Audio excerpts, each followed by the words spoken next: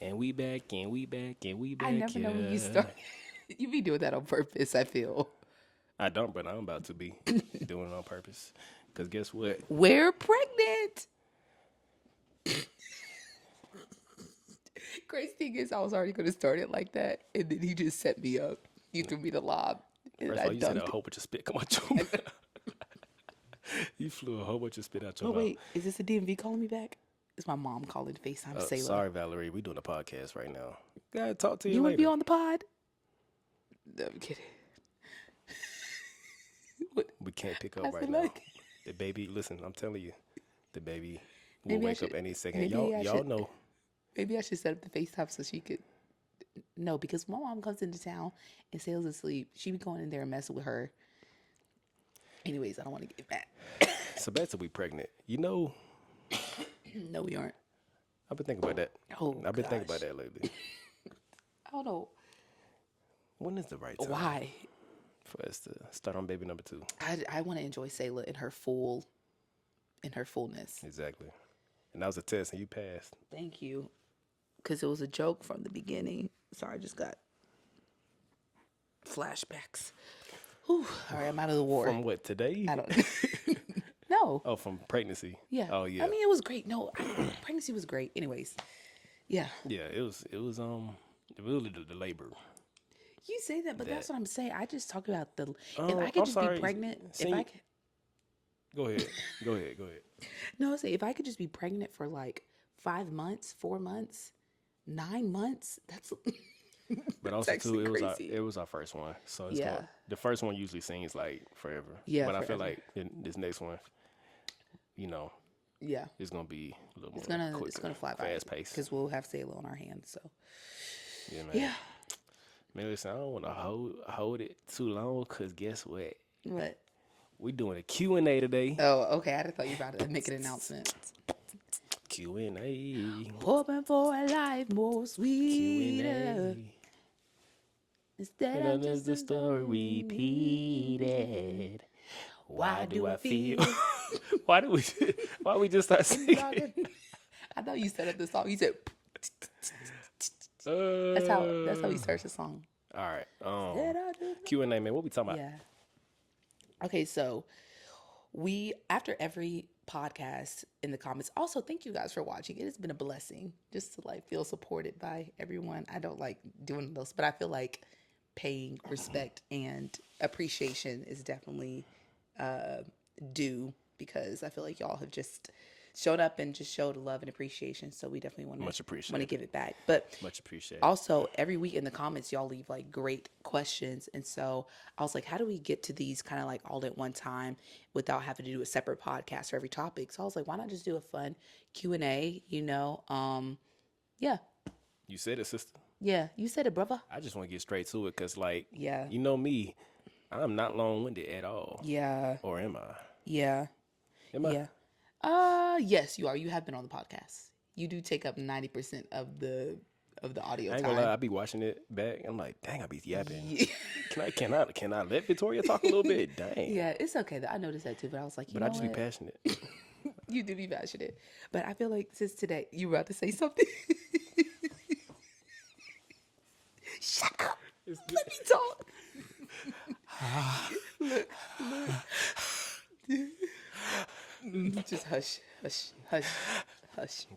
Okay, so yes, we're going to do a Q&A today. So we posted a thing on our Instagram. Follow us on Instagram. What is Love Pod? So you can get Follow updated. me on Instagram. Yeah, not our personal ones. That's not where advertising. Follow me. Follow me. Shout out on for shout out. Leave a TBH under my post. We need to get back to that. Anyways, but yeah, we put a little poll together or a little Q&A together, and it was anonymous, so we didn't want people to feel like they were airing out their business. Mm-hmm. So we left it anonymous, and y'all left some really good questions. How many we got? No, don't say Yeah. it. Don't say it. I haven't even read through them too like that because I just kind of wanted to go in and give it like a fresh, perspective. We're gonna try to get them to all of them. Yeah. So the way this gonna go, we're gonna try to spend like probably 2 minutes on each question because we don't want to prolong it, but also not rush. So Yeah. we're gonna try to. If a question requires a Length, longer yeah. response, we're gonna give it But to if it. it's like a yes or no, I feel like we Yeah. can be like, oh, do you agree that I should do this? Yes, no. Okay. I just want. What's the first one? Okay. First one. Do we want to go long How or y'all doing today? How y'all good? that should have been a question you asked at the beginning, not before I I don't asked know. the question. Are we good? All right, Okay. go ahead. Oh, okay. This is good. Do you think this generation of dating, especially in Atlanta, makes it harder for millennials and Gen Zers to find genuine love or stay faithful to their spouse or partner? Specifically in Atlanta. Go first. I'm gonna relook I at it with think for women, yes. Because I feel like in Atlanta you see a lot of like women that are really trying to like pursue the Lord in church and do the different things and be faithful. Not that the men aren't, but it's heavier on the women's side, and so you have more women looking for men, or like looking for like a spouse or like desiring a spouse, but they aren't able to like find, a man that would be suitable, or honestly that may not even be married, or they might be in a relationship or stuff. So I feel like the market as far as like single men who are following after the Lord are slim, especially in Atlanta. you. That's not true. You don't. That's not true, and it is true at the same time. Because I said single. yeah, Oh, I don't. yeah. I don't. I mean, I go finish your statement. no. I would say. I mean, I don't know of any. So that's what. Single men, Christian men. Yeah, I don't know. So As far as like comparison, like the amount of women, like the need versus the actuality of like Yeah. what can meet that need. But you finished with your statement or your answer. Mm-hmm.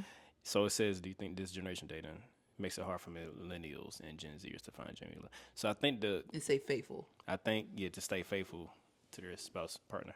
I feel like this generation of dating, every generation gets harder because if you look at the progression of, I guess what we could talk about America, but just the world, I feel like has become a lot more liberal when it comes to the family structure. Yeah. So it's like really the family structure in marriage isn't even like the idea anymore. Yeah. Ideal relationship It's become anymore. more individualistic. And it's kind of like, our moral compasses are a little bit all over the place, or more so true to whatever you feel like doing. And I think without having a standard of what marriage is, like we as a society have fallen, and now it's like, everything is more so like a quick, like you can have a quick fix, you can have a quick fling, you can have a quick sneaky link, you know what I'm saying? If it doesn't suit me, then I can just and if it don't suit next, you, you can move on. Even with divorces, like divorces when that became like, what's it called? No complaint divorce or something like that. Like oh, I've never heard of that. that started in like the 50s or 60s, like where you can just divorce somebody because, and now everything without is just, a reason. Yeah, without reason or cause. And so I think our generation now is at the bottom of the barrel of those things. But usually when things get to the bottom of the barrel, that's when people start to see truth. People start to see truth, and it's like, oh wait, this actually ain't what it is. Yeah. But I think in Atlanta, it's a little bit, it's a little rough. It's a little rough out here. So I agree. I agree. But I think Gen Z is a generation that we sing fakeness from previous generations, and we sing the good and the bad. And I think now we want to know the real. Yeah. And like, I think there could be a turnaround. Yeah. So it's about to turn around. I feel like there's hope. That was a good question. Yeah. But being faithful is not. It's, in our culture now, is not necessarily a thing. Being faithful. So I think it just really takes Jesus infiltrating the culture, and it starts with each and every one of us. Yeah, I think honestly, people now are getting tired of just having situationships or having different things that aren't just lasting. Like people now are like they're like, wait, this isn't it. Like I need something that's gonna like be sustaining. So I think people's mindsets are changing. I think we start in the middle, so let's just start from the bottom. I did. Work our way up. Okay, yeah, that's fine. How do you fight the flesh? I was gonna say that's a long question. How you fight the flesh? Honestly, I want to have like scripture geared up too, because I feel like some of these like need scripture. But it's in your heart, read it in your heart. But basically, the fruit of the spirit. I was reading Galatians 5, and so it says the acts of the flesh are debauchery, sexual immorality, jealousy, greed, envy, lust, all those things. And so you combat that with walking in the fruit of the spirit: love, joy, peace, patience, kindness, goodness, faithfulness, gentleness, self-control, long suffering, all those things. So I feel like that's how you combat the flesh. And so I'm thinking this person probably asked the question, probably thinking from like a lustful standpoint. And so I think from that standpoint, always operating in the fruit, like asking the Lord to like give you the desires of his heart and like suppress those things and submit that desire to him, and walking in self-control, like asking him to give you the self-control to like resist the enemy, flee, to resist the enemy and flee, and having boundaries, because that's what worked for us. Now, were we perfect in that? No, but having boundaries, having people that like know where you're at and being open with those things, and also asking the Holy Spirit to give you self-control. Yeah, that was good. I think flee things like flee from like sexual immorality is like, that's obviously in the Bible, but I also feel like too, like we don't talk enough about, why are we wanting these things, like why do you desire what you desire in the flesh that either is not in God's will, or it's too early. So like if you want to have sex with somebody, obviously we have like those feelings because we're attracted to people, and that's God gave us those attractions, but it should be in the confined place that's healthy, which is a marriage. And so I think just understanding, like, the things that you desire and feel, like, is it of God? Are those feelings of God, or are they not of God? And if they are, what I'm saying, because a lot of times they are, it's just directed in the wrong way. So I think just understanding, like, no, this is how I'm made. I just have to direct it in the way to where God wants me to, know, and that gives you a little bit more grace with yourself, because you might like, why do I feel these things? A lot of times too, like we're desiring after God, and we're trying to fill it with earthly things, and so it's just misdirected. So you got to understand, like, what is my body longing for? What's my desires longing for? And where can God feel that? And where does he want me to direct it to? So That's good. Yeah. That was really good. How do you guys know when you found the one? I think there were probably like three questions around this. I'm still figuring out. I'm sorry. Because guess what? You're better than me. I'm like, how did I get her? I was like, what do you said mean? I turned that around? Yeah, I'm about to be like, all right. No, I knew. I'm gonna answer this first. I knew. So y'all listen to our story with our crazy little story. That's, you can kind of get the answer with that. So I talked about when God brought us back together, and that's when I knew, like, okay, God he obviously want this to happen. Also, I knew it too when I was doing this event, it was like a Christian mingle thing I was doing on campus, and I just noticed how Victoria was just like, literally without even asking, she literally put together everything in the event. Like, she set up everything, and I forgot who was with one of the dudes that I was hanging out with. Like, he was like, "Dang, that's a wife right there," and I said, "Hold on, Maybe you might be right." is. And so it was a mixture of God, divine planning, and putting us together, and also like seeing Victoria in action as I could see her as a wife, because she cared about something that I was doing. So I think for me also, and we also goofy and funny. Yeah, I think that was my thing first before we started following Christ. It was just like that vulnerability aspect. Like, the Lord used Chanzel to like peel back certain layers about me that I feel like God was calling me to grow in. And I feel like we balance each other in that. So where each of us was weak, the other one was strong in those areas. So just seeing that balance, I was like, okay, like we truly balance each other out in that sense.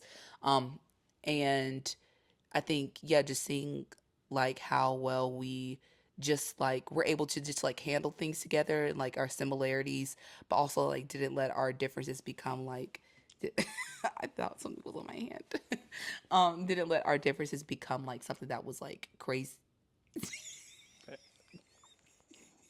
You looking like you want to kiss me right now. No, I don't know what's going on. I don't even know what's going on, bro. I was looking. Shawty, give me that look. No, We're going to move on. I'm sorry. We're going to move did. on. We need to move on because it's about to get steamy. I didn't finish the question. No. But basically, just seeing the way that Johnson was submitted to the Lord. Amazing. When we started following him. So seeing that was like... Don't look at me like that. I'm laughing. I'm genuinely laughing. You done? Yeah. What's the next question? How do you make sure to grow in God together? I think you can answer this one too. Yeah, I think praying for one another, like daily. Like, I had to start setting reminders on my phone to like pray for John Zell, in whatever way that I felt like the Lord, I was like, okay, Lord, I just want to pray for him. I just want to pray for him, but I want to make sure that I'm consistent. I need prayer I for know, sure. same. I need prayer for sure. So I'm like, me as like the person that knows him the best, I need to be praying for him in whatever way. So like if I see a need in his life where I might not be able to meet it, like I need to be praying for that.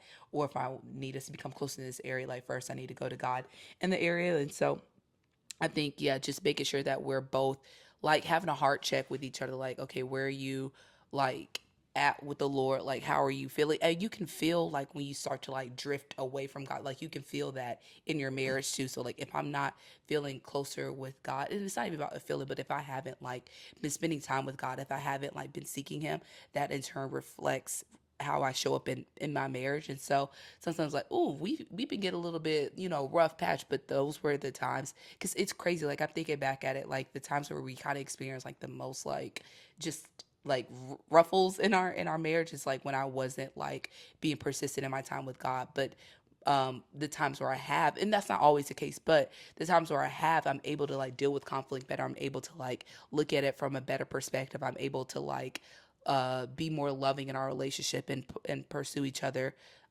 better in love. And so the more I am personally, individually like feeding myself, the more I can grow together with you. So And I'm gonna make it real quick. God clearly told me that the more I love Victoria, the more I love him. So if I'm not loving Victoria, yeah, I'm not loving him. If I'm not loving him, I'm not loving Victoria. yeah, And we know, what it feels like when you are actually loving somebody yeah, actively and not choosing yourself. yeah. So that's my answer. Yeah, no, that's good. And growing, I think growing in God, I think the emphasis like Growing, together. yeah, Yeah, like yeah, growing together. And so making sure that we're not doing it together, that we are doing it together and not separately. yeah. Not, but I just said that because it's like you Yeah. at the end of the day, you can only control yourself. Yeah. Even in a marriage, you can only control what you do. Yeah. So if you're not loving, then it's half of that is missing, Yeah. and you can't grow. So Yeah. yeah. Yeah. All right. What makes you feel and continue to feel loved by your partner? Oh, I love these kind of questions. I'm gonna tell you How do right you feel most loved by me? when you. I feel like it's so many things that you do that's like checklist wise on paper. It's all checked off. Everything, like Victoria does everything. She's just a perfect wife on paper. Off Thank you. paper, I am not. off paper, the things that don't get seen or like talked about enough, I think is like just the way you handle me. You know what I'm saying? Like I feel like you handle me with like care and like understanding now. Like I feel like you just know when I get crazy. You know when I get emotional, because I feel like I'm the most emotional in our relationship.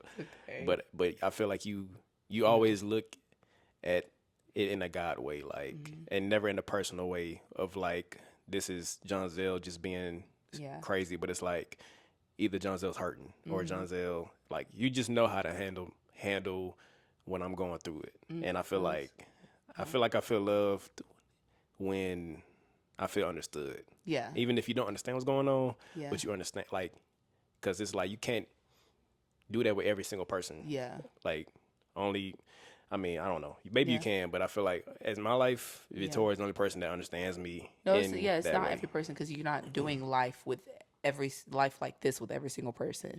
That's what makes marriage. Every day. Yeah. Every second of the day. Yeah. I think I think that was something that you made known early on in our marriage. And so just speaking generically, yeah, just making sure that you understand each other. Like you said that you just like to be understood. And so, and not feeling alone in that. And so I was like, okay, like I know that I don't like to feel that way either. Like it's not like I could be fine. Like I can just brush it aside, but like for you, like that's, like that's something that you care about a lot. And so I had to go out of my way, in a way. Now it's just like to love you is to do that, so. And also when you toot that thing up. Okay. What does that even mean? Go Nope. ahead. You next. I thought you were gonna explain it.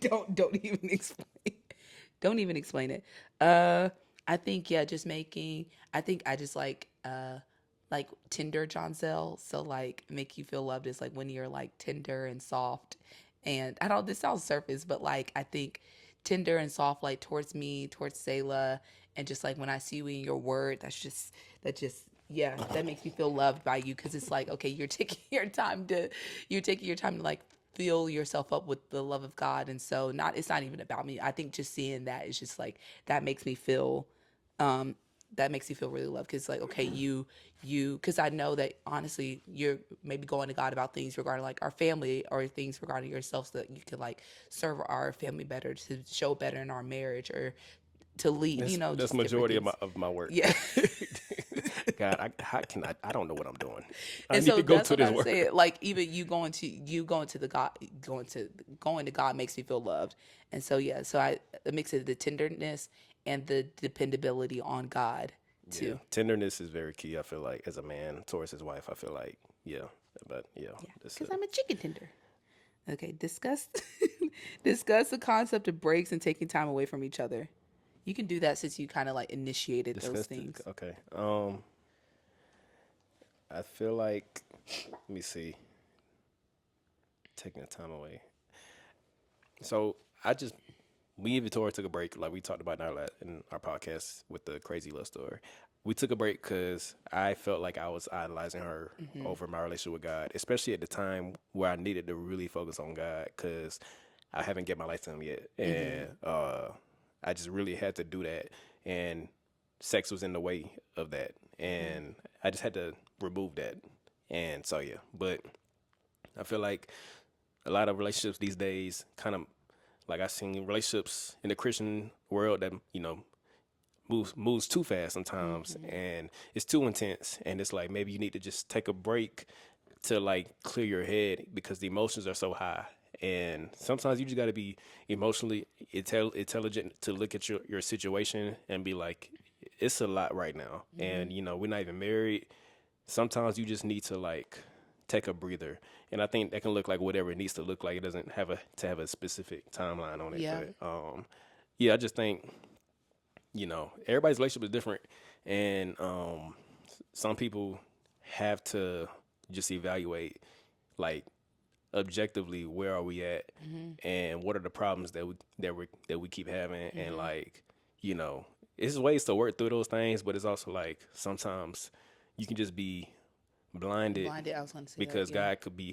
God could be using you in other ways, but you're so blinded with this relationship and all of its problems. Yeah. And it's like sometimes you just need to just step away from it and just to look at it from outside standpoint. Yeah. But this is in our dating and marriage. It's different. Marriage is different. Yeah. Yeah. So, but yeah, was that for dating or marriage? I think it just said away from each other. Period. So. Oh. So maybe in marriage then. Well, no, because we talked about it. We talked about it in our, maybe they were saying, because we talked about that in the thing. We'll talk about how we take breaks in marriage then, time away from each other. I don't know. I guess that's not marriage then. But that's not marriage. I mean, in marriage it looks different. Like so we can each have our own alone time. Yeah. But I think they were talking about dating. Yeah, I think they were. Yeah. Well, we're gonna move on. Yeah. How are y'all having adult time together now that you have Sailor? Adult time. What you mean by that? Well, we could take it two ways. Adult time is in like just Jontel and I chilling. Just hanging out. I think that's what they mean. Yeah. Well, now that she has a, how do you? I mean, that could be a question. How do you prioritize like sex? That's included. That's just included. Yeah.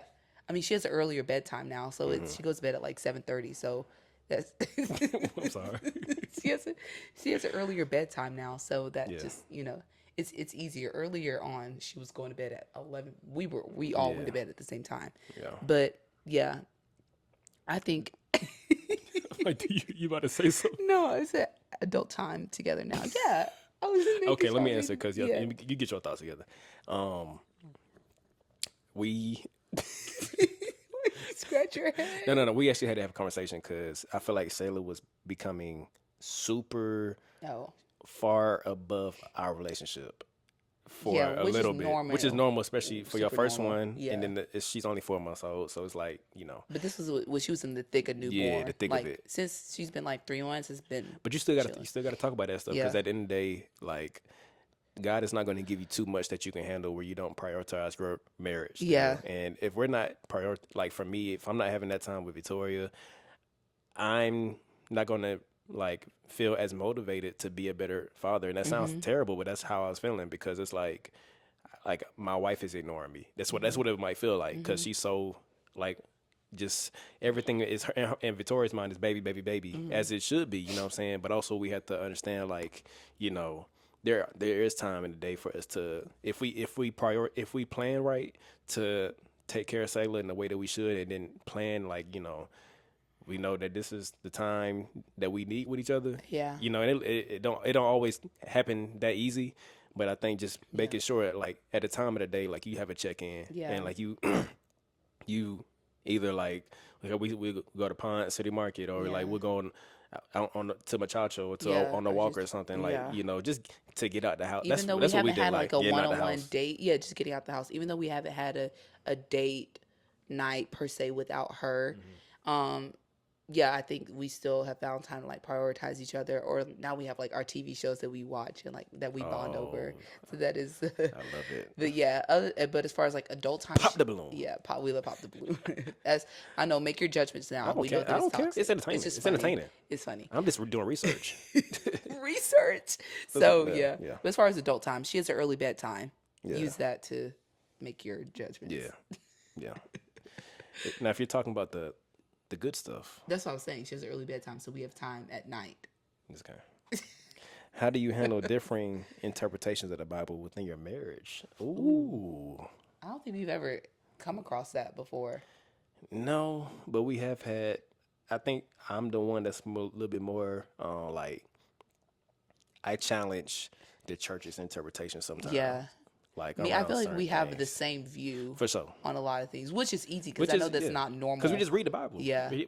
My thing is, I think for us, we don't try to come up with any other theology other than what the Bible says. Because we see it all the time. People taking different interpretations of the Bible, and it gets weird. And that's Victoria's main like pet peeve. Once it gets weird about the Bible, goodbye. She literally lost respect for you. Like all these little, unfortunately, alternative Christian like just groups that be coming out of nowhere. Offsets. that cults. That like cults specify on one thing, but it's like that wasn't really Christ's message. Yeah. So I think it is a blessing to have that, but how do you deal with that? But it says, how do you handle it? So if speaking to someone that maybe dealing with that, how would you handle it if we did have a different interpretation? Always understanding that, like, one, you guys are married, so you're on the same team, you know. But I think when it comes to like, okay, say like something that you're interpreting, like as far as like, wives submit to your husband. Yes. If your interpretation is you're a dictator and you're being harmful, I think to really, you might have to bring in a pastor or like counseling to like kind of show, you know, each other objective, like, this is what the Bible is saying. And I know this is what you feeling, but, and you probably don't even know that it's coming off this way, but you're interpreting this way is hurting your spouse. 100%. And I feel like, you know, at the end of the day, we always want to be sure that like, you know, we're following Jesus in the right way and not hurting it. If, for me personally, if love is not within, you know, your interpretation, then it's probably not true. Yeah, because I think even if I'm thinking of like exegesis and eisegesis, if one person is using one form of it, so like using the scripture, using your own interpretation of the world and then applying it to scripture versus letting the scripture, that's eisegesis, and then letting scripture interpret you, like it have like change your outlook on the world, or have scripture read the world for you, exegesis, then y'all are going to have two different things. One is going to be more self-centered and the one is going to be more biblical centered, you know? And so, getting outside, you know, eyes or help or whatever it is, and just asking the Holy Spirit to show you both where you may be wrong, and then bringing you guys to a central view that is biblically like true, you know, and solely focus on Jesus and not yourselves and not your own personal interpretation, but the Bible interprets itself. Like the Bible has like it's you know, so Bible's pretty straightforward, man. I think we just gotta understand what is Jesus, what is his message, and what's his intentions, and what's the hope, what's the point of the Bible too, like, you know. But so y'all just be it. If you have differences and disagreements on things, you just gotta like make sure that you're being civil still, and like, you know, being open to talk, you know, because if it's a small thing like what you said, like submit to your husbands, but if it's something different, like Jesus isn't the Son of God, like if you're saying some crazy stuff like that, But you got to be patient with your partner, because it's like you might get to a point where, because the Bible is like life, so it's real life. So it's like it's not just something you're reading. Like you have to follow this. So it's like people have questions, and so you just kind of have to be patient and just love each other in those questions. Yeah. Okay. All right. Sorry, I was trying to make sure that we. It was. Have you ever went through infidelity? And how do you navigate this through Christ? Yeah. So no, but when we were dating, not in our marriage. No. And when we were dating, I was entertaining an ex, and so that in itself. And I cut that off. We know, but that in itself I can consider that, even though we weren't like dating yet. But it's like, that's just that can create mistrust. Yeah, in my head, because I thought we were exclusive. Yeah, like, you thought we were exclusive. Yeah, but it's like at the end of the day, that's why you can't give yourself to people. Yeah. You're not married, because you can still be out here doing whatever. You can do that in marriage too. People can still cheat in marriage, but I'm just saying, like, obviously we know that. But I think you have to be careful with breaking people's trust. Yeah, like I think a good question around is like guarding your heart too in marriage, and like that's why you have to have boundaries with being around the opposite sex. I'm never going to text somebody of the opposite sex if Victoria's not in the chat. Yeah, we're literally always in group chats. Unless I'm doing a surprise for John Zell, I'm not just texting his. Even though I'm friends with his friends, like they're also my friends. It's always in a group chat. Yeah, always in a group chat. Yeah, and just guarding your heart. Yeah, guarding your eyes, and just like being like very, knowing yourself and knowing that because I was reading this book and it was like no marriage is cheating proof. Mm-hmm. Like any marriage can basically what was it saying? Basically don't infidelity can creep in on any. Yeah, marriage, don't think that it can't happen to you. Yeah, because you let your guard down. So that's why the Bible always talks about be alert. Don't let your guard down. Like just guard your heart and love each other, and prioritize each other. But, we said and how you navigate that through Christ. Yeah, guarding your heart, and if it's already happened, like praying and working through those things, like getting outside help and counseling, trusted people that can help you and pray with you through that.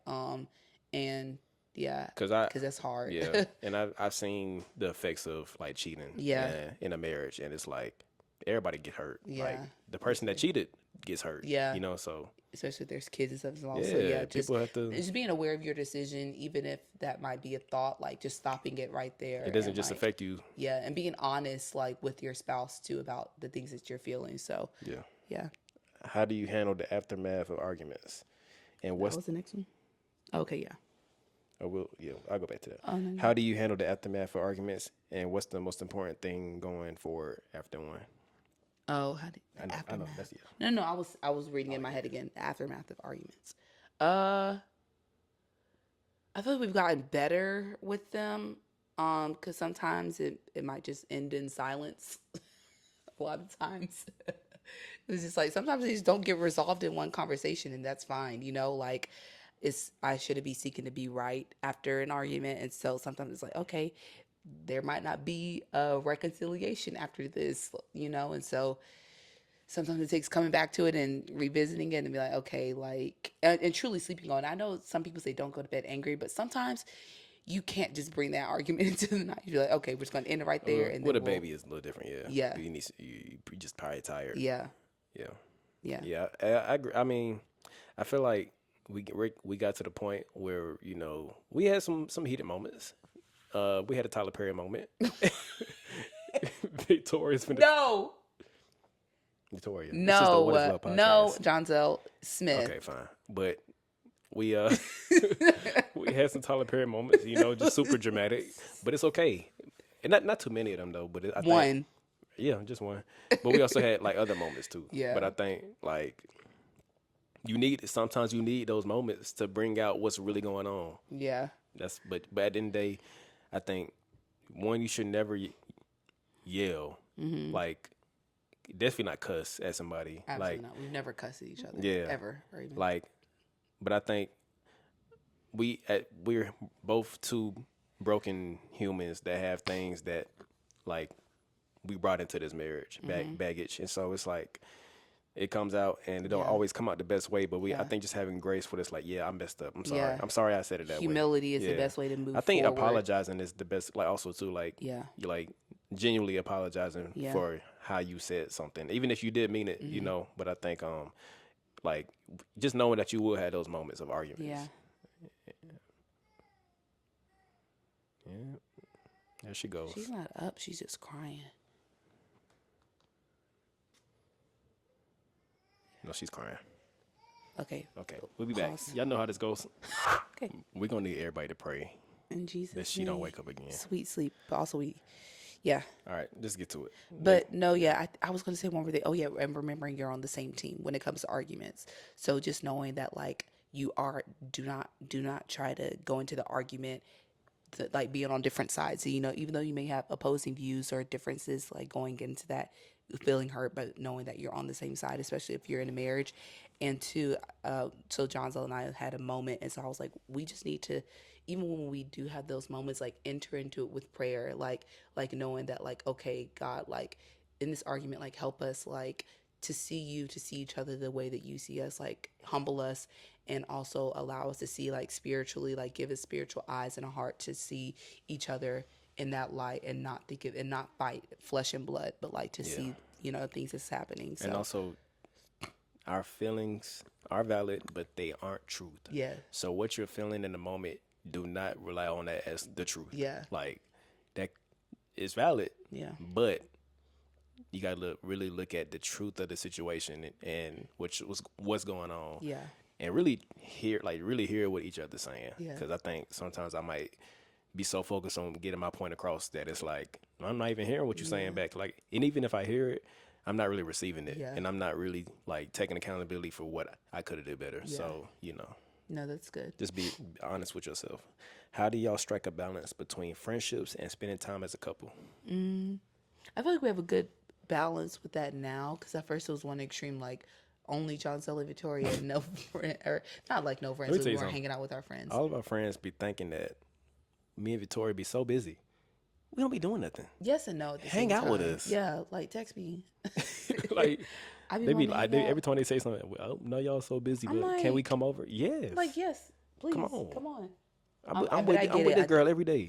But I get it. I think, people think, like, if you married with kids and stuff, you don't have time. But we thrive on friendships, huh? Our time is random. Because of a baby. Yeah. But so we have I'm like, okay, between the hours of 2 and 5, y'all can come over. But after that. Yeah. Because they be trying to come over, like, late and stuff. Yeah, or like, you know what I'm saying? Like, I bet. Or trying to, like, go out and stuff and do something. I'm like, man, listen. A lot of times just now people coming over. That's really just what it is. But I feel like we can do better. I know I can do better with, like, hanging out with, like, my guy friends. One-on-one? Yeah, I don't know. It's something weird about hanging out with your guy friends. Oh, y'all a little weird. Get over that. Like, even when I be sitting down with the bros, I don't even want to sit in front of you like, it's just, like, weird. Like, I feel like I'm on a date. Like, let's go play basketball. Y'all need to get over that. Have a kiki. Y'all be over there kissing and doing nails and go for walks with each other. Go get a matcha. Gee, that's a date. It's not a date. Yeah, it is a date, but also, girls, we call it dates. Like, want to go on a matcha date? See, when we do stuff like that, y'all be like, oh, look at them. No, I'll be like, that's cool. I think it's great when you have healthy male friendships. No, I do. Yeah, no. But I'm the one that I don't reach out like enough. I feel like, you know. But I'm sure there's also someone thinking, oh, I should reach out to. So people. We all don't be reaching out. But it says if friendships, balancing. I think just realizing, wait, like we haven't spent time with our friends in a while, so just being aware of those things, and so still making sure that you prioritize friendships, but not above that time with each other, because you can be so focused on, like, hanging out with friends that we haven't even spent time with each other. So but we with each other you can be with that's the thing, we can be with each other all day and not even still prioritize our time with each other. You know, so I think just also what are you doing as a couple, like, to really make it intentional, you know? And I feel like, you know, we have our things that we both enjoy, and we probably could do better at like putting the phone down and, like, 100%, like, definitely at night, we are at nighttime, our phones go up to the face. So tonight, no phones up to the face. We gonna see. What do you mean we gonna see? I just said that YouTube, man. I be on YouTube. Oh, I don't. For days. But you be on Instagram. No, I don't actually. I don't know what you be doing. Your face. This is how your phone looks. No, it's not. Sometimes I actually just be falling asleep. I actually a lot of times looking at the monitor. I be seeing that light hit on your face from the phone. I'll be asleep. No, you be on it. Oh. But all right, how do you prep for marriage while in your engagement period? Context: we're waiting till I graduate grad school to have a wedding and get married. Okay. Yeah. So how do you prep for marriage and engagement? Yeah. So it depends on how long it is. We had a short engagement period. We had 8 months, but I think still being intentional, still pursuing each other, still thinking about like, okay, like if there's still tangibles that you need to work through as far as like planning on where you're living or what you're doing, like different, tangible things that y'all are going to be, like living or doing like as you're married, just figuring out those things now. Just still enjoying each other, prioritizing it, and just getting your heart ready, like because you are still technically single in that sense, like you haven't like entered into marriage yet, and so I think still like asking the Lord to prune you and to mature you, surround you around people who can love you, and prioritizing friendships too in the season, because you won't be able to be as open as you are to your friends as far as like availability wise now. So spending a lot of time with your friends and stuff. So yeah. I also too, this is for the people that like, maybe are starting to grow in their faith, and you've been with this person, and I feel like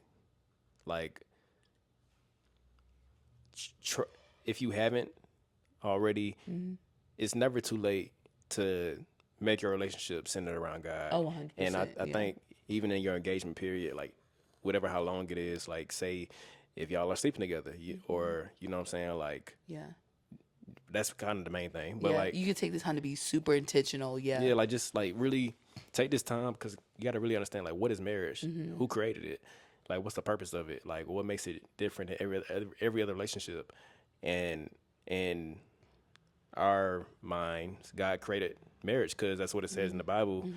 And so when you look at the definition of marriage and what makes a marriage, you have to do it in the way that the creator of that thing has designed it.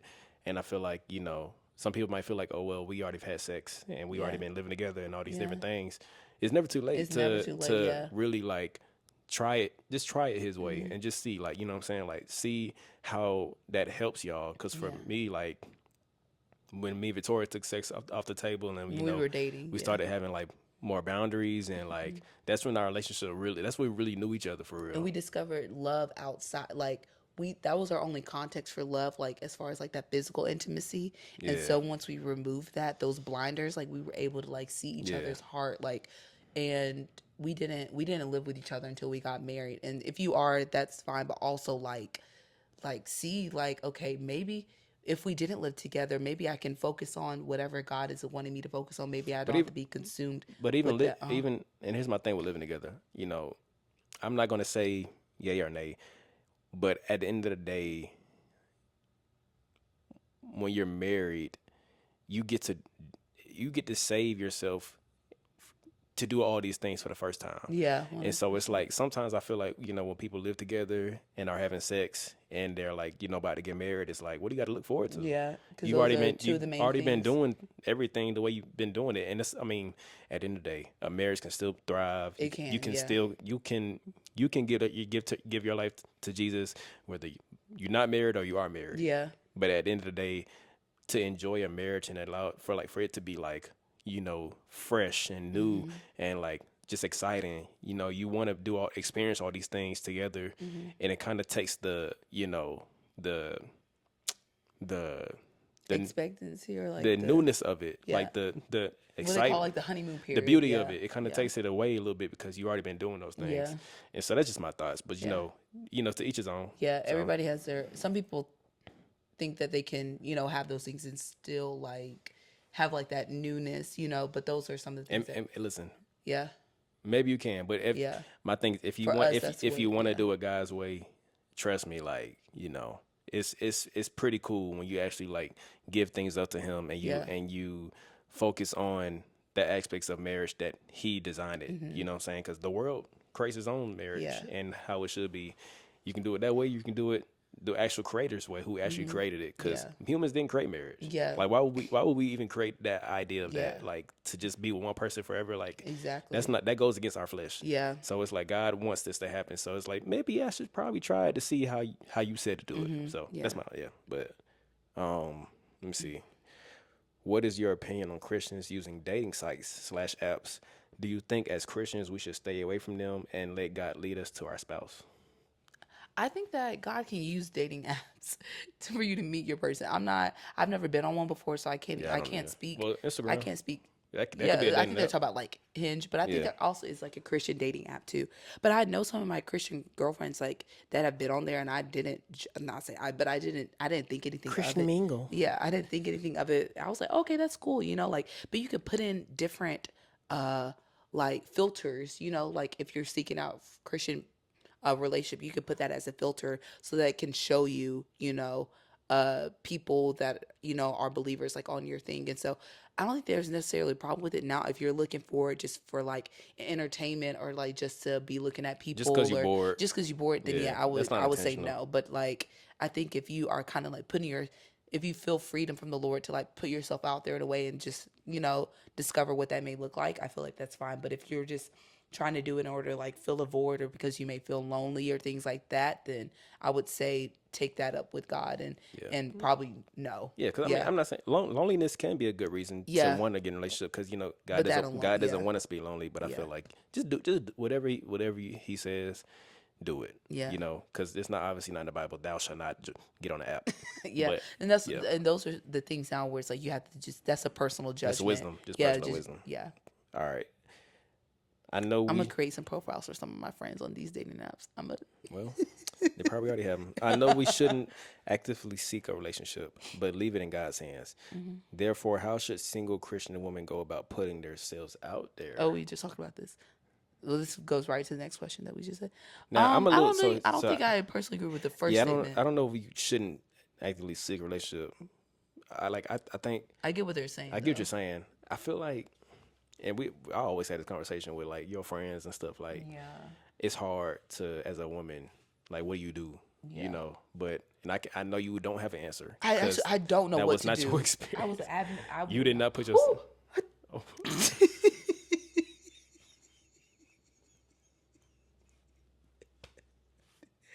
Sorry, I forgot our dog was in here. She literally just popped up. She scared the best out of me. But I feel like you good? I wish they could have seen that. They could have saw that. But I feel like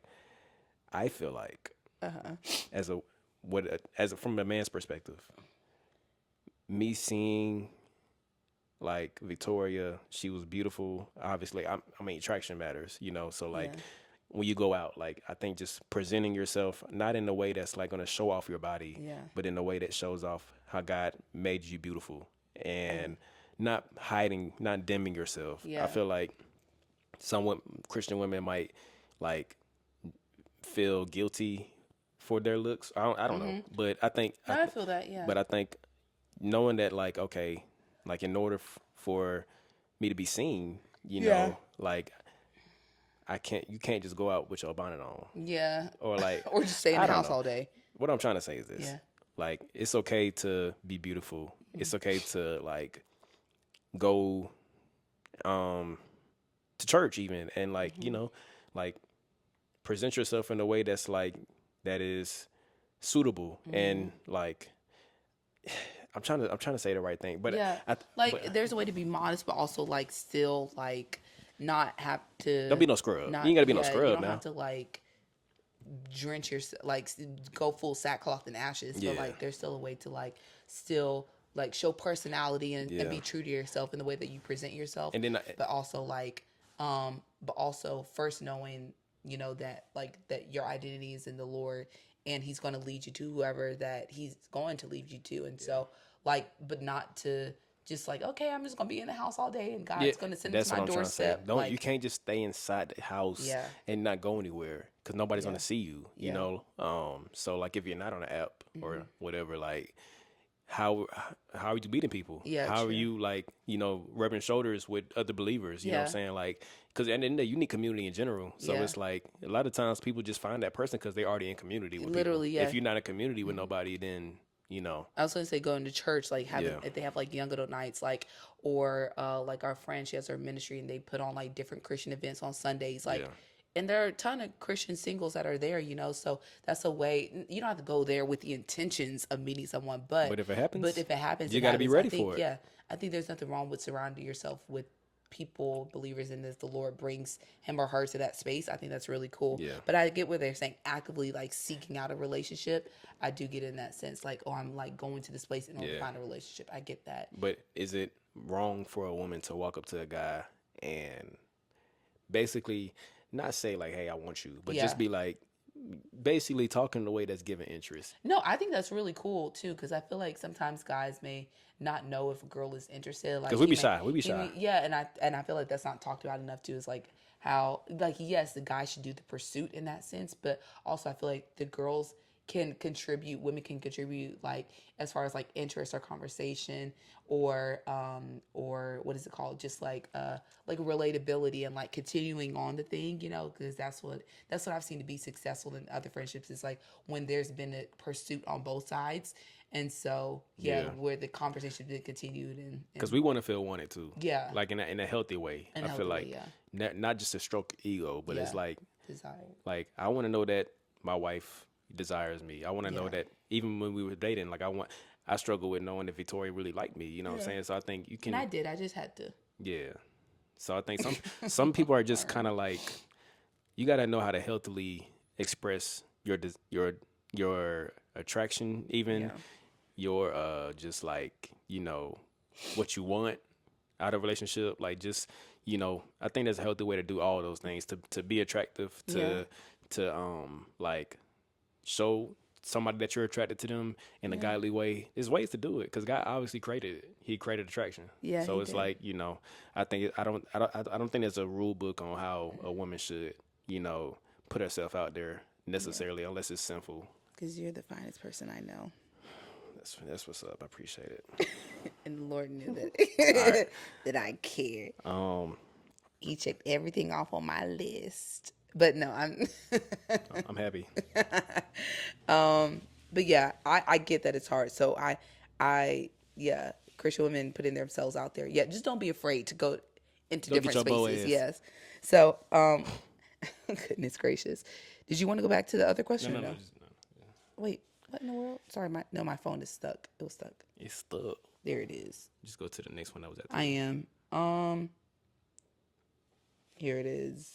How do you recommend young, God-fearing, and marriage-minded singles to meet other singles who identify similar? Sorry, this is the question. Okay, so how would you recommend young, God-fearing, and marriage-minded singles meet other singles who identify similarly? So young people who are wanting to get married, similarly in this crazy and often lust-filled world / dating climate we live in. An amazing question. Yes. It's quite the question you got there. So, yeah. Do you want me to say it again? No, you can answer it. Okay, yeah, I'm still trying to understand what's being asked. So, like, how do you meet other people who also like are like following that same track when the rest of the world is like wanting to be not romantically, but just in general. Meeting other singles, yes. So singles meeting other singles. So yeah, like I guess. So I'm just confused, because when you say singles, it's like, are you talking about the opposite sex, or are you talking about, like, if you just said like-minded people? Yeah, I think what they meant is like people, like single man who wants to get married, who loves Jesus, and the single woman who wants to get married and loves Jesus. So the opposite sex. Yeah, that's what I'm thinking. Yeah. Well, either way. Yeah. I feel like obviously you meet people in places that you are passionate about. Yeah. And if you love Jesus, you're going to go to church. Yeah. If you love Christian music, you're probably going to go to a Christian club. Yeah, or a concert. Yeah. If you want community, you know what I'm saying? That's the thing. Like, even social media. Social media is so many different ways to like meet people. I feel like if you really want to, you will. And I think our problem is we're scared to meet people. Yeah. Like we're scared to walk up to somebody and say, hey, like, you know, what's going on? Yeah. Like, yeah. Or I don't know, just We strike a forgot how to touch the conversation. grass. Yeah, like we see the people. Yeah. We're just afraid to go and talk to them. Yeah, and we have a whole like life built up with that person in our head. Yeah, like that Victoria moment. got a lot of friends virtually that she admires, but they don't know anything about her. Yeah. They don't know she exists. Yeah, because and she's I scared would love to be friends to with say her. something to them. Actually, I actually saw one in person, and I wanted to say hi, but I just got I remember scared. that you got scared. I was Yeah, like, oh, I'm not gonna do that. But it's okay. I'm gonna say hi the next time because I think she goes to church. Anyways, type stuff. But also no, but I get it. Yes. So church, what have we said? Church, young adult nights, whatever it be, Christian concerts, Christian events, friends of friends. Like if you know some friends that may have like grown with other friends, like that's the easiest way, because if you have trusted friends, then you're gonna know that they're gonna have some friends that you know, because y'all are gonna be. Now listen. What? If, no offense, if the church that you at is all elderly people. Don't go looking for you. I don't know what you're looking for. Not saying that you can't go to that church. I'm just saying if that's if that you say young, if that's what you are looking for. Yeah. You know what I'm saying? It's kind of hard because, you know, the older generation, or, you know, they have each other. Yeah, you know, do. They have their crowds that they all relate to each other and married. care about the same things. And you're, you know, but I feel like you got to be where, you know, other people are. Yeah. That if that's what you want, if that's what you desire. Yeah. So yeah, but also I think we also pray for God to just kind of like put us in community. Yeah. 100. Pray. Yes. Yeah. And pray don't like, you can't. We also can't be overly picky with the community that God gives 100%, us. You know what I'm saying? Because they're not this, they're not that. Yeah. Like, you know, you never know where it can lead you to. You never know what that friendship can be. Yeah. If you just like allowed it to be. Yeah, 100%. I think that's good. A part of me kind of like wants to do like like having like Christian singles and like pair them up and match them. Like I want to do like some sort of matchmaking. I feel like that would be really fun. Yeah, I just feel like it can get real messy though. It can, but also like there could be a filtering that's done to make sure that it's done the right way. Y'all want that? Y'all want a Christian pop the balloon? I 100% would do. Maybe that's not crazy. Pop the balloon, because that could destroy. That's crazy. Yeah, I feel like that's not. What's your favorite Bible verse? Didn't answer. What are the 10 Commandments? What does it mean to be born again? To be baptized. Yeah, man, that can get crazy. Yeah, no. Next question is, in what ways have you let your own fears or insecurities shape the way you love, and how might that have limited the depth of the connection with your partner? Oh, that's good. Yeah, I feel like for me, I don't know. I feel like especially at the beginning of a relationship, I just always thought that like Johnzo could just like do so much better like than me. Like I thought that like. No, I'm sorry. I was like, I think I just had like this glorified view of like John Sol, and I just was like, okay, like there's girls that are much more prettier than me that he could like be with. So I mean, this was honestly like, so I let my own fears, but that had nothing to do with John Zell. I think for me, I just didn't think of myself like as like worthy of being like loved or like admired in that kind of way. And so that was my own view of myself. And so yeah, it shaped the way that like I like showed up in like just like certain things, you know, as far as like maybe like seeking validation in that way, or self-sabotaging. And so I wasn't loving in that sense, you know. And so yeah. I'm trying to think of like something maybe like in marriage too. I don't know, maybe you could think of something for you as far as like fears or insecurities shaping the way that you love. I mean, I don't know, mine. It's like, I think I realized how much like, you know, my need for affection and like just like verbal validation. I didn't realize it, how much I needed it or wanted it or desired it. And I think a lot of it came from just insecurities from like just growing up and in different ways that I don't know, like Yeah, it's just a lot of things that you think you need, and it affected the way I loved you because I thought I wasn't being loved in the way I wanted to. Yeah. But it's like, the things that you're asking for, like, why do you want that? And I think I just had to get to the root and core of like why do I want Victoria to be a certain way towards me, and like some of it could be valid, but some of it could be fantasy. Yeah. And I think I just had so to. it was shaping the way that you love. It shaped the way I treated me. Treated you, as far as just like being more distant and like just I think, and even to like insecurities as far as like as a husband, as a man, like, oh, I'm not Victoria doesn't think I'm this enough, or like I don't know how to do this enough, or just different things that like a man should be doing. I was just like, feel insecure, and I might be trying to overcompensate by doing more, but it's like, in a sense, if I'm not just trying to grow just to be a better person in general, then that's probably not the way I should like move, as far as trying to just please you, just to like, just to please make you. A point. Yeah. Just to prove a point to you. But I think, I think at the end of the day, we both realized we needed grace with each other, because like we both have a lot of things to work through still. And I think, just grace. Yeah. So those certain fears are rooted in like insecurities, but also like even like a sense of like pride. And so you kind of, we went into loving each other kind of like in a prideful way. And so instead of thinking of it like truly in like a selfless way, like how do I like deny myself, take up my cross, like in the way that I love you, it was like, okay, like I need to I need to prove a point to this person as to like how I can, or like make sure that they don't leave me in this sense, or not leave me, or make sure that like I am still like desirable to them in this way, so like trying to like overcompensate.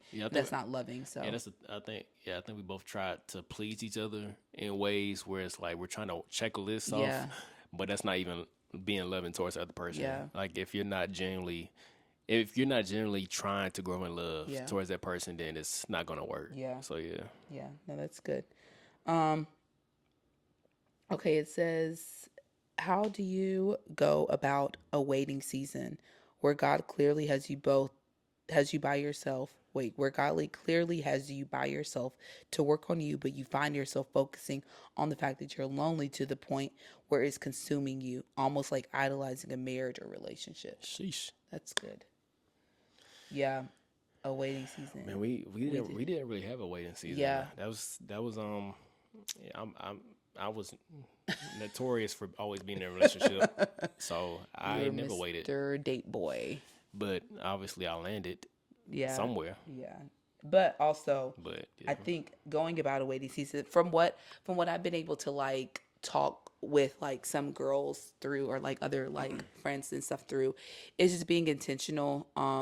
Just being intentional about it, not letting yourself like get into like a self-deprecation mode, like, oh, like woe is me, like here I am waiting, God told me to, but like that's you're not waiting, like still waiting involves like doing like certain work, like you're waiting, but also like you're doing like the hard work, you're being diligent in like your relationship with God, you're still loving your family, you're still loving your friends, you're still doing the things that God has called you to do well, instead of just focusing on what you are without, and so if you're that's how you spend a intentional waiting season, is tilling to the things that you do have and the things that God has put around you, instead of just waiting and soaking in the things that you don't have. Because if you're continuing doing the things that God is having you to do in that waiting season, he's gonna bring that thing to you. It's like, oh wait, I forgot that I was even without this thing that I idolize in a sense, but God just brought it because I was focusing on the things, and I was content in those things. So I got like, I feel like that's it. I feel like it's also very easy to envy other people when you don't really know what it is. Like we always pray for stuff, and then when we get it, we take it for granted because it's like, the chase of it. Everything comes with a heart. People think, oh, if I'm single, if I was just married, but like marriage is fun. Marriage is great, but it's also like, both come with very work. hard. Yes, very hard. Yeah. So you might not just know that you might not be ready for it. Exactly. So how can you be ready for it? And that's why the Lord tells you to wait. Yeah. So you just no, I think there's knowing that God always gives things at the right time. Exactly. And that can make the wait a little bit easier. Not saying it's not hard, because I get the loneliness, I get that, but I think just like just that, like just knowing that God knows, and he knows how it feels. You know what I'm saying? And he has whatever he has for you is for you. Yeah. So and a waiting and him having you wait is like a sign of his love too. Like God just doesn't have you to wait like out of maliciousness or just because he wants you to wait, but also it's like producing perseverance, a different fruit inside of you, and even like adding to the fruit of your testimony as well. Like it's such a sign of his love. Like it's not a sign of his withholding his hand from you. So yeah. And stop watching stuff that'll trigger that. Like, please, yes. All this like it can feed it. If it's dating shows or Instagram, whatever it is, like just get off of it, because it might be triggering you. Yes. Okay, this is good. It's might dirty. That's the one that was in Autumn's mouth. How do you date? He says, how do you date in the Christian community? I know sounds so basic, but I be in my own zone. I already know who asked this question. I don't even know if someone is interested, let alone talk to a man at church. I'm always serving or doing something, and I'm not into dating apps. I don't really think about it much, but my mama mentioned setting me up again, so I'm gonna ask. Y'all know who it is? I don't know who it is, but I'm gonna let you answer so I can reread this. Just think about.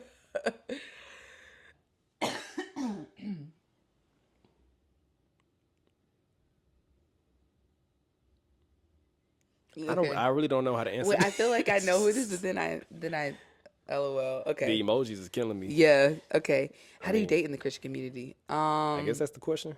Yeah. Okay. But she says I'm always doing something on the dating apps, but yeah. So like I think we kind of already answered it before. Does she want to date? Because she said her mama be trying to set her up. She said she's being in her own zone. Don't even know if somebody's interested. So yeah, just look it up. Look up. Open your eyes. Listen, let's make this real quick, because I think you know what you need to do. Your answer. Yeah. But I mean, dating in the Christian community, like I said, every relationship is different. Like don't compare your relationship to somebody else, because the Bible doesn't talk about dating. Yeah. So you have to use a lot of wisdom. You have to use a lot of like, obviously the Bible talks about fornication. Yeah. And like, you leave. The man leaves his parents to go be with his wife. Like, it's different things, but that talks about like going into marriage. But dating wise, like, I think just being true to your relationship, and I mean, I don't know if she's talking about getting into this relationship or. I think she's just saying like like pursuing dating, but I think once you are in a relationship with someone and dating, or if you're seeking out like just different like relation or like like seeking like just to like be in different relationships, or like kind of like putting yourself in the pool. I think we kind of already talked about it, just being open, not closing yourself off, like still being vulnerable, but still pursuing Christ first at the end of the day. And so if you are both, but also not ignoring the red flags, because sometimes God can bring someone to you, and not God can bring someone, cancel that statement. Also, someone can come up to you while you're in that season of waiting, and it could, be like, oh my gosh, this is a single woman comes my way, and they are doing all the red things under the orange sun. But also too, I feel like Christians overcomplicate dating. Yeah. Like if you like somebody, y'all both love Jesus, go on a date. Like it's okay. Get some like popcorn. You don't have to have it all figured out. Yeah. Like you're getting to know the person. Yeah.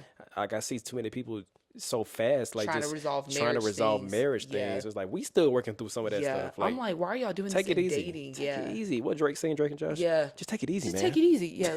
Y'all are 18, 19, 20, 21. You don't even know what I'm talking about, do you? No, I just went along with it. Sorry. I just went along with it. But truly, yes, do not, that is probably my number one thing to people that are dating. Do not try to fix marriage things. And you know what they are. Marriage things and dating. Stop it. Relationship. Because that can bring so much more issues, and you can see more differences than different. Like you just get to know each other, and then and then allow God to bring you guys together and grow your love for one another. She can't handle this risk. You can't handle the heat. Double you risk. Okay, we got a couple more questions, and we be done. It's hot. I know it is warm. It's your breath. Interesting. Thank you. Say so. This is next. My fiance and I love your podcast. Thank you guys. Y'all are sweet. God bless you and your family. Keep it up. We are getting married within the next few months and have plans on starting a family one day. Ooh. Did y'all do anything in particular for family preparation? Also, how do you manage working, parenting, and keeping things fresh within your relationship with the baby? Thank you for sharing. I love this because this is the season that we are God in. gonna bless y'all, man. Y'all married gonna be fruitful. Yeah, it will y'all be gonna fruitful. multiply. It'd be great. Okay. Did we do first question? Did you all do anything in particular for family preparation? Like for kids? Yeah. No. No. Yes. No, no. Yes, we did. Yes, we did. Yes, we did. We did. Prayed. We prayed and asked the Lord. But as far as like coming up with a plan, no. I think we just both felt like it was. It was his time. Because the thing is, with a kid, you always gonna be busy, and you always gonna be working for the most part, and. I think just if you don't know where your next check is coming from, probably maybe not. Probably time. Probably not time to have a kid. Yeah. But if everything's going good, and I feel, and like y'all probably just be looking at each other every day, like just you and me. At that point, that's literally what happened. We Victoria was just looking at each other every day. But like, that's crazy because we man, don't even let's just pop one of these out really quick. Married 2.5 years or 2 years. But also too, I think we had enough time to like spend with each other. Yeah. Like I said, every relationship is different. Every relationship, but I think God had made it known to us that like it was time to have a kid. Yeah, and my family's all here. Like we got help and support. Yeah. So I think we got to assess the situation. But yeah, family prep, just like realizing like this is a big, decision. How do you manage working, parenting, and keeping things fresh? Yeah, I think just like prioritizing each other in that, like doing like a heart check, like, okay, wait, have I spent time with my spouse intentionally? Like, what have we made a plan, as far as like if the husband has to go back to work early, like does the wife get to stay home with the baby for a certain amount of time? So like thinking about the tangibles like that. Do we want to do daycare? Do we not want to do daycare? Can I transition to working from home? Like who is going to be up at night? Actually, yes. Who is like coming up with the schedule for like night wakings too? I feel like, do that because because it can get a lot. a baby is a lot for just one person. Yeah. So, you both of y'all have to be able to accept that challenge and that role of, I'm also a parent. And obviously, like, as a husband, it's a little harder at times to step into that role as much as the mom, because the mom is, like, has to be, if you're breastfeeding for the most part, like, and that's another thing. Are you going to breastfeed or are you going to breast and bottle feed, Yeah, so, but at the end of the day, we're equally responsible. Yeah. So you can't just all be on one person. Yeah. No, I agree. So just making sure that you're balanced and being there for each other. You're on the same team when it comes to marriage and parenting. You have to be even more on the same team, because that's going to in turn reflect how you show up as a parent. And so I've noticed with Johnzelle and I, the more we've been on the same team in our marriage, the parenting is effortless. The parenting, like Sayla is literally our best friend right now. Like we just be having fun with her. She be slobbing all over the place. She's the best baby. So, okay. So and praying blessings over you guys as well. Congrats. It says, I just ended my 4-year relationship. I feel like we were both growing apart spiritually and mentally. I didn't feel like my relationship with God was strengthening when we were together. How do I not villainize myself in this situation? I feel like a terrible person for letting my partner down, even though I believe it was the right thing to do. I'm just struggling with the feeling knowing that I caused someone immense pain and heartbreak, and it's the worst feeling ever. First of all, thank you for sharing that. For sure. Yeah. And she said they've been together 4 years. For a 4-year relationship, but they weren't growing. They were both growing apart. Yeah. Spiritually and mentally, but you make that decision. Either way, man. Regardless if you was together 4 years or a 4 year, months. A breakup is not easy. Yeah. And I think we all just have to acknowledge that, like, both people are gonna be hurt. Yeah. Even if it's in different ways, but I don't think you should beat yourself up because at the end of the day, if you're choosing Christ over everything, like that's the number one relationship, and if it's not being prioritized in your relationship, then you got to reevaluate that. And I think it sounds like you did. So I think you made the right decision. I think just also not like, you don't, I think it's a way to spare people's feelings without like,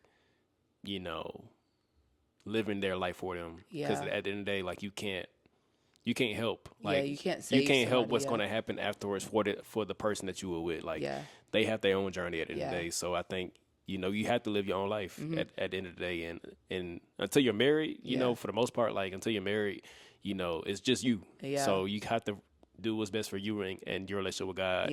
And I think God like honors and will reward that. 100%. I was going to say that. And not letting condemnation like think that you make the wrong decision, because if it was the Lord, seems like it was the Lord leading you to make that decision. So choosing him over something that wasn't honoring or glorifying him will ultimately bring glory and honor to him. So don't let condemnation or anything get in the way, but also just praying for your heart, praying for the other person's heart who's in the relationship, and allowing God to grow him as well, so that he's not just like left feeling hopeless, that God would restore him, that he would be brought closer to God as a result of this too. So as long as you end things respectfully. That's good. Do you want to read the next one? You want me to? All right, which one? This one? Yeah. A girl as a girl that's grown with God. How do I know when a relationship is sent from God?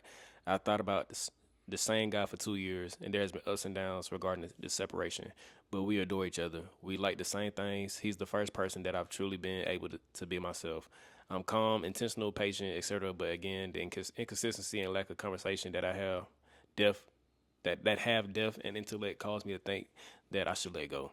Is this a slow burn and a lesson, or did God see him before I could see him and decide to protect me from the fire? That last sentence was confusing a little bit, but I get what they're saying.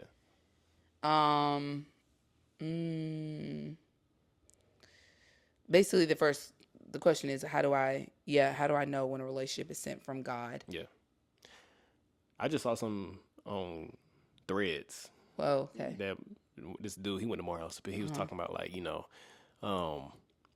the difference between a good thing and a God thing. And because the girl had basically like told him she couldn't talk to him no more because he was a good guy. He's a man of God. Yeah. But she didn't believe that it was that God had him for her. Yeah. And I think sometimes that is what it is. Like it's a lot of great people out here, but like to know if it's a God thing, my thing is this: if it's a God thing, you'll know. Yeah. Because God will make sure that you know. 100%. And he does things in the ways where it's like, oh dang, yeah, that's him. Yeah. And I think if not to say you should question everything all the time and be overly skeptic of like, is this a God thing? But I think God, he confirms things in his own ways, whether it's subtle or not. Yeah.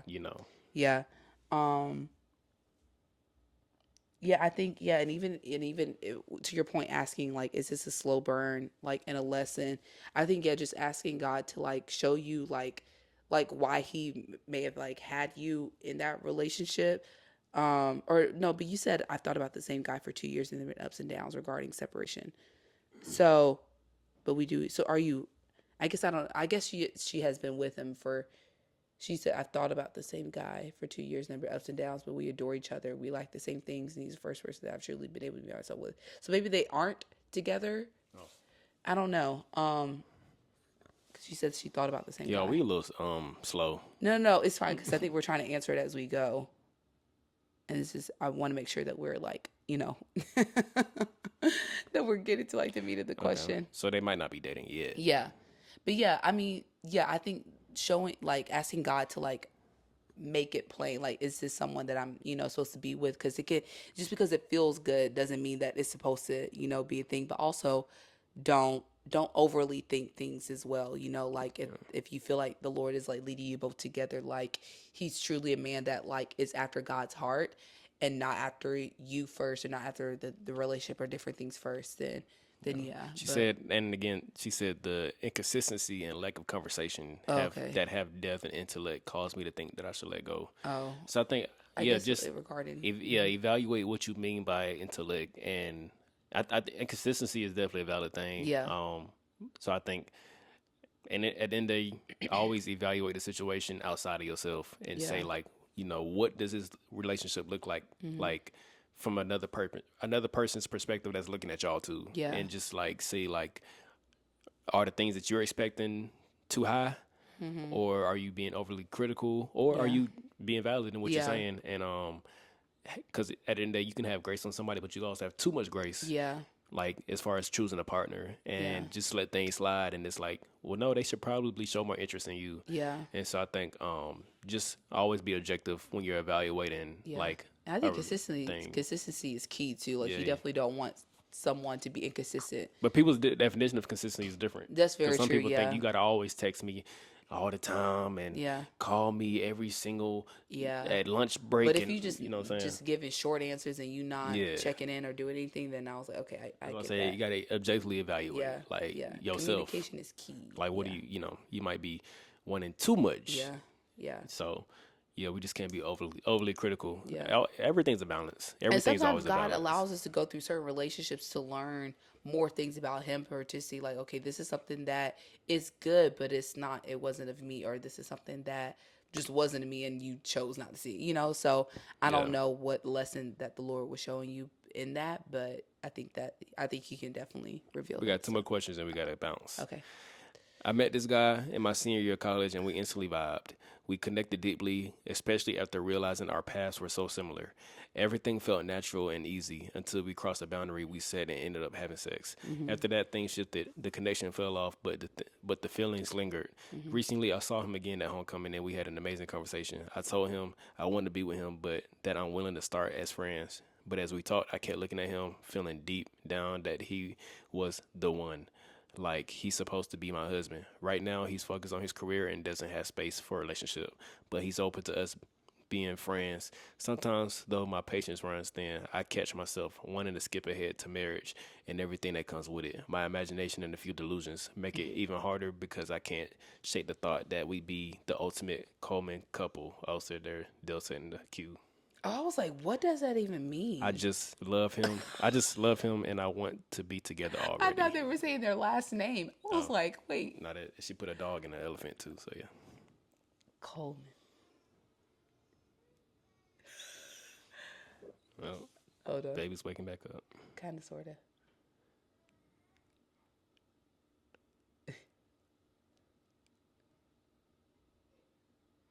Hold on, put the pass again. 1 second. All right. So I think from what you're saying, you definitely have a awareness of yourself in the situation. Like y'all are friends right now, but you want to be his husband. I mean, you want to be his wife, mm-hmm. and you have all these feelings that you're explaining. So you have an awareness of what you're feeling. Mm-hmm. I think it's just a matter of being real with yourself as far as like, am I being realistic? Like, am I having a fantasy of mm-hmm. like, what I want 100% instead of what God wants, for me. And it's like, and that's also too, that's what sex does, mm-hmm. when, you sleep with somebody, and obviously it's more than physical, it's spiritual. Yeah. So you feel tied to this person, and it kind of like clouds judgment in a lot of ways of like, dang, I really want to be with this person. Yeah. But y'all gave in yourselves to each other, and that's why. But you said, y'all crossed the boundary that was set. So obviously the boundary was set, but you crossed it. Yeah. So I think you have a lot of awareness. I think it's just you got to really see like, what do I want versus what does God want for me, and go with whatever God wants for you, because you'll be able to be more content with like, because y'all are friends right now. So it's like it could in the future happen, but also like it could be not happening in the future. Exactly. So I think like always get rid of all the fantasies. Yeah. Because it's like, I get it. Yeah. Not to say we can't have dreams and goals, but I think fantasies can cloud what's reality. Yeah. And what God actually wants for you. 100%. So. Yeah, I was going to say the same thing. And like, and even like, are you really okay with you guys being friends, or do you want that to eventually? Well, she said she wants. She looks at him. She wants. She wants to be married. Even with being friends, be kind of harmful to you, because you still may be wanting that in the back of your head. And so, like, should there be a boundary set of like, okay, maybe we just shouldn't, be that way. I don't know.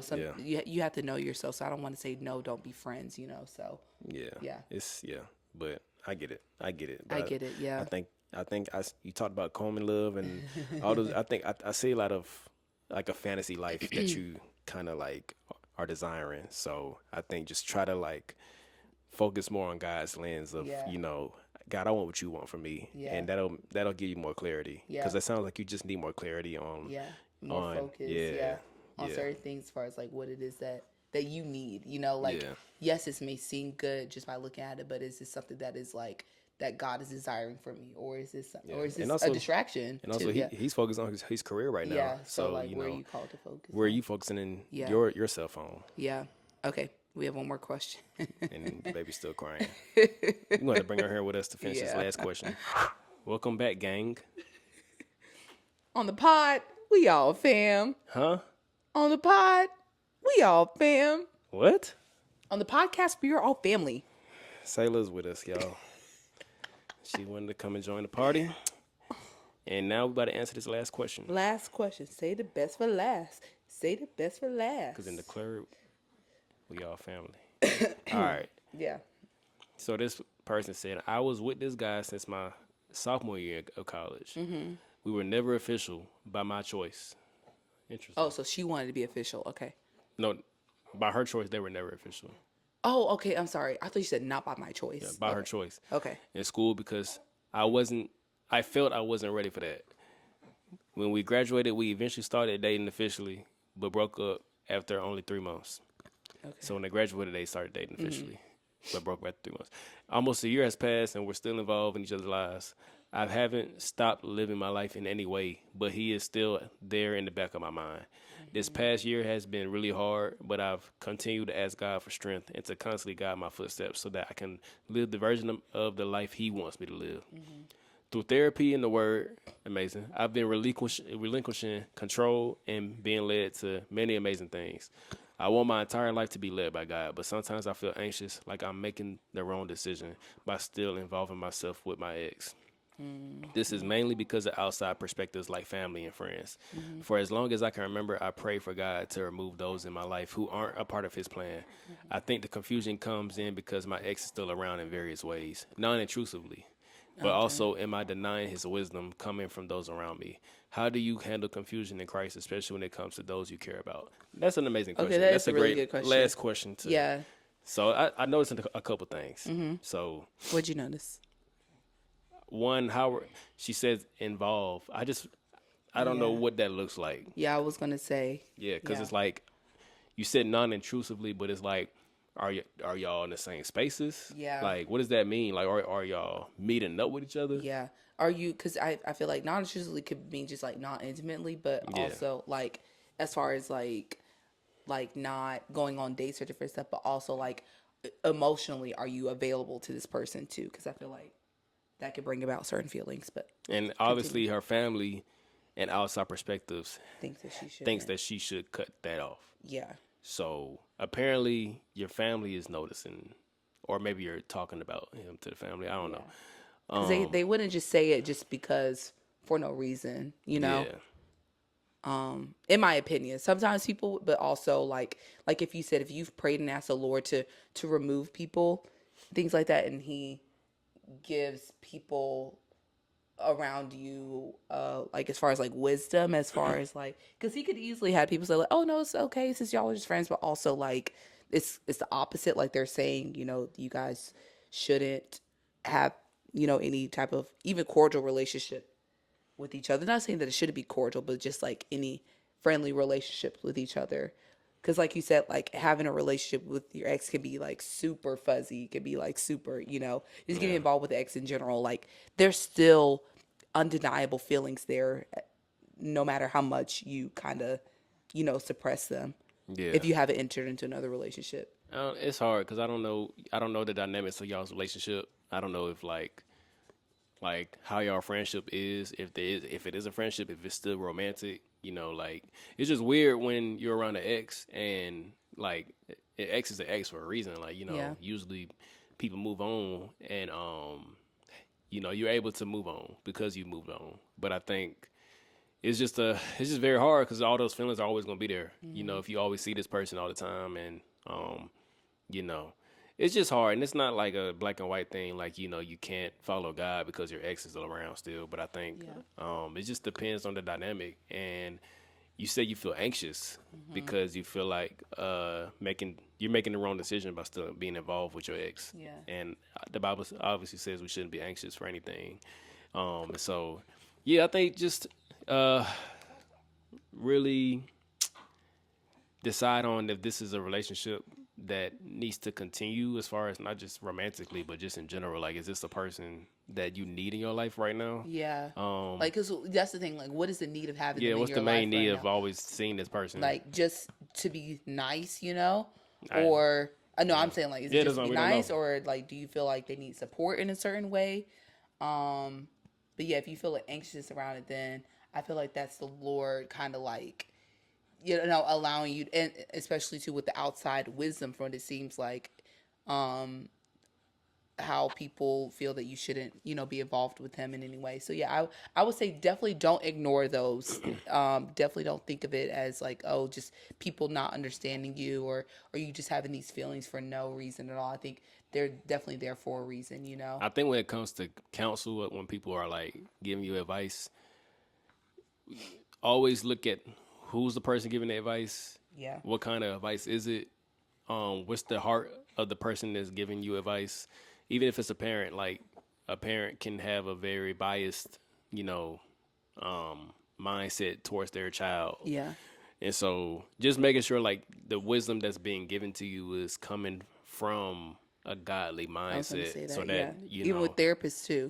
But it's just because everybody has their own opinions, and everybody's opinions are based off of their experiences. But if somebody's giving you advice based off of what the Lord, in Scripture basically is saying in general about things, I feel like if that's the spirit of the person that's talking to you and giving you advice, and just objectively, like they care about you and the other person, I think it's okay to listen to that. But at the end of the day, I think you know what you need to do. Yeah. You know what's healthy. You know what's unhealthy. You know your mind. You know your heart and your flesh, and you know God. So I think you can make a decision for yourself at the end of the day. Yeah. And you should make a decision, but we always got to be honest with ourselves and just say, like, and that's what it takes. Why? Like, why? Like, why do I need this person in my life? And I think you can find an answer within the Holy Spirit within you, and the things that God has already shown you. Yeah. Because I mean, but that's 100% valid. Because as Christians, we don't want to hurt other people's feelings. Like we don't want to leave somebody on a whim, or make them feel like we don't care for them. And sometimes we think separating ourselves isn't caring for one another, but ultimately it can be for the both of you. So yeah, I think just realizing like, okay, like am I even caring for this person by showing up for them, or am I just doing it like for the sake, just because I miss them, or I miss that, I miss certain aspects of our relationship even though we're not together. So yeah. Because it just get foggy. It can, yeah. So I think that's definitely a boundary to think about, and truly, just thinking about like, okay, Lord, like, is this something that you want me in, and being okay with whatever it is that he does or says, or shows you. So yeah, but that is not an easy situation to be in. I 100% acknowledge that. Yeah. But at the end of the day, it's also not that deep. Yeah. Like I get it. It's a lot of strong feelings, but the world's not going to end if you do have to cut somebody off and just like focus on yourself and your relationship with Christ. Like the world's not going to end. Yeah. So and God will and God, He loves you. You aren't the only person that is in that person's life, so He loves them and He wants what's best for them too. So he can take care of them. He's not telling you what to do. Yes, but, also not telling you what to do. Use wisdom. If you feel like that's not what you're supposed to do not take every word we say for a grain of salt. This is just what I would do if I were in this situation. But also, I've never been in this situation. You don't have to take before. my advice, but that's what I would do. I know. I think that's what I personally would, but also it's nuanced. It's easier said than done. But thank you for that question. Yeah, definitely. Yeah. Thank you for all these questions. Thanks for all the questions. These are really good. This was like almost 2 hours. Are you serious? Yeah. Maybe we should do 2 parts. I think we should do 1 week for an hour, and then I think we should split it up. We posting this whole thing, baby. Okay. See y'all next time on the What Is Love podcast. On the What Is Say Love love you too. Hey. Say love you too. Say hi. Okay. She was over here tooting. Love y'all. We love you guys. Thank you again. You're great.